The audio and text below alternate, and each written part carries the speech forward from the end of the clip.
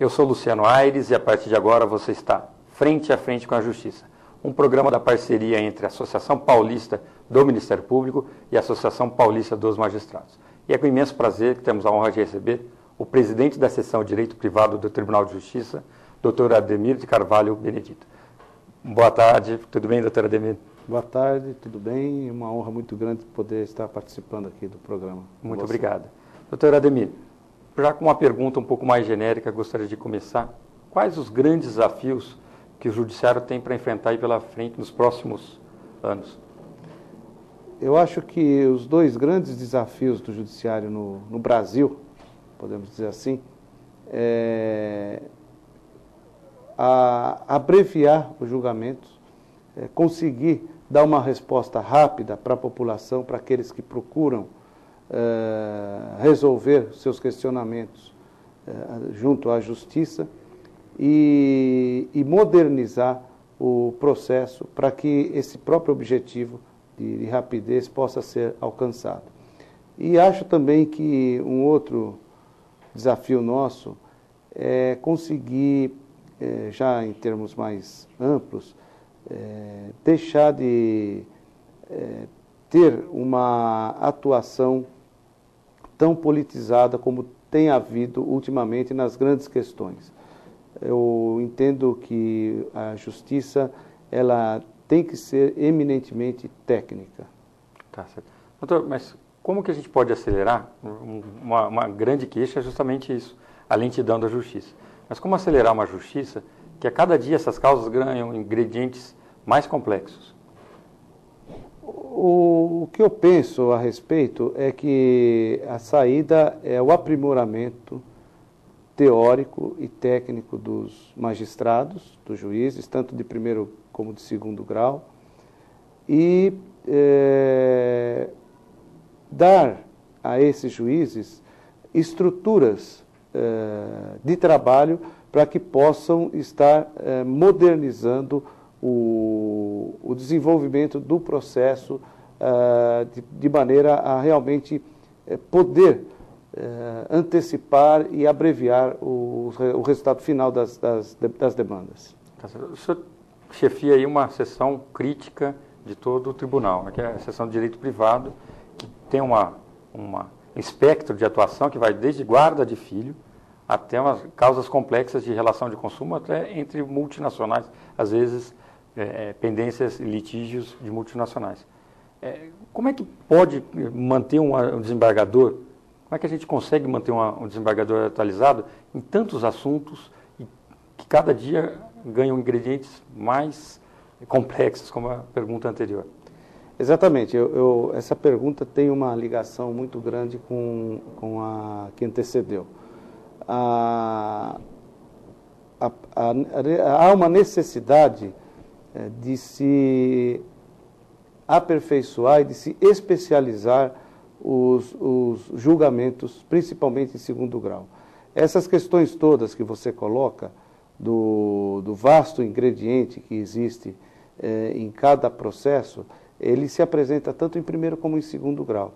E os juízes em primeiro grau têm uma determinada especialização, pequena hoje, no estado de São Paulo. E nem é possível conseguir uma especialização mais refinada em primeira instância.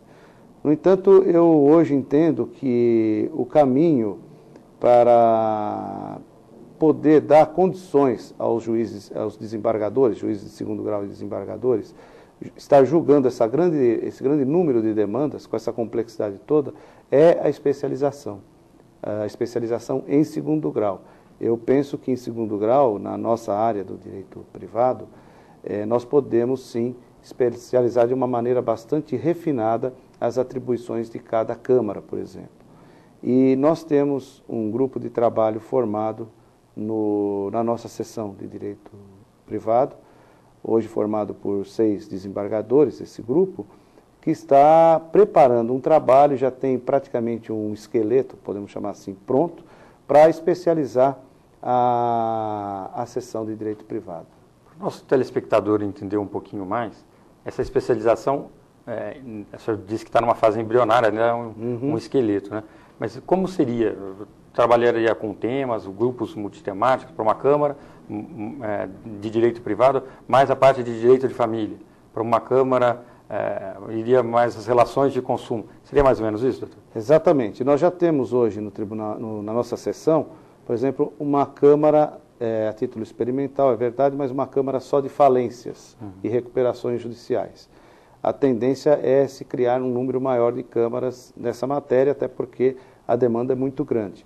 Mas, pelo que eu tenho acompanhado, o resultado está sendo excelente.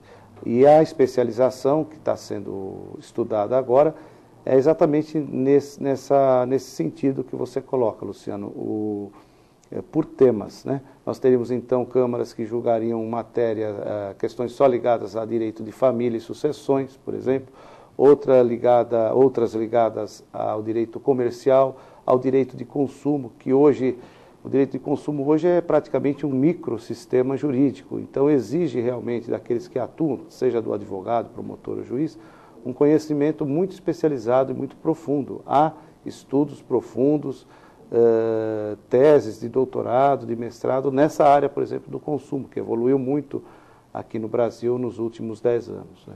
Como você avalia o Código de Defesa do Consumidor? É uma lei pronta? É uma lei que veio para ficar? Ou tem aí uma parcela muito grande, por exemplo, os bancos, falando, não se aplica essa lei para a gente, vamos tentar movimentar, porque uma relação de consumo não se trata... A relação bancária não seria... O senhor acha que foi uma lei que veio mesmo para ajudar o consumidor e o próprio cidadão? Sem dúvida. O Código do Consumidor é um instrumento de cidadania. Não há dúvida alguma. Foi uma grande evolução no direito brasileiro. O próprio Código Civil novo acabou adotando e disciplinando algumas situações, aperfeiçoando mesmo disposições anteriores que constavam já do Código do Consumidor. Mas, sem dúvida, o Código do Consumidor é um instrumento importante para o cidadão e para o próprio comerciante industrial poder trabalhar sabendo das suas responsabilidades, a segurança jurídica das partes que se envolvem nessa cena, né, do comércio, do consumo, ela acaba sendo hoje maior do que era anteriormente. Eu acho que é uma evolução muito grande do Brasil, a adoção do Código do Consumidor. Tem ajudado muito. Doutor, com o uso mais disseminado da internet, podemos notar aí que várias formalidades, assinatura, carnê, tudo isso é feito de forma eletrônica. Isso acabou, então, diminuindo formalidade e diminuindo muitas fronteiras, né? O senhor pode, por exemplo, no estado de São Paulo, adquirir um produto que está sendo comercializado na Amazônia e vem pelo correio. O direito está preparado hoje, tem mecanismos, ferramentas adequadas para enfrentar esses litígios dessas relações novas? A legislação, eu penso que ainda tenha que ser adaptada. Os instrumentos nós temos, o direito tem que realmente ser modernizado para atender às exigências dessa economia de massa para a qual ele é assim, direcionado. O grande movimento judiciário, processual, vem das relações de consumo, das relações de comércio, na área civil. Então, realmente, nós estamos num momento em que todo o formalismo jurídico ele tem que ser reduzido e adaptado. Eu acredito que em pouco tempo, por exemplo, o processo vai ser, em termos de papel, bastante reduzido. O próprio juiz praticamente não vai mais trabalhar com os autos, votos e acórdãos vão ser proferidos, né, e examinados por meio de instrumentos eletrônicos, né, dos laptops, dos computadores. Mas isso é preciso ainda uma adaptação da legislação e uma participação efetiva dos advogados.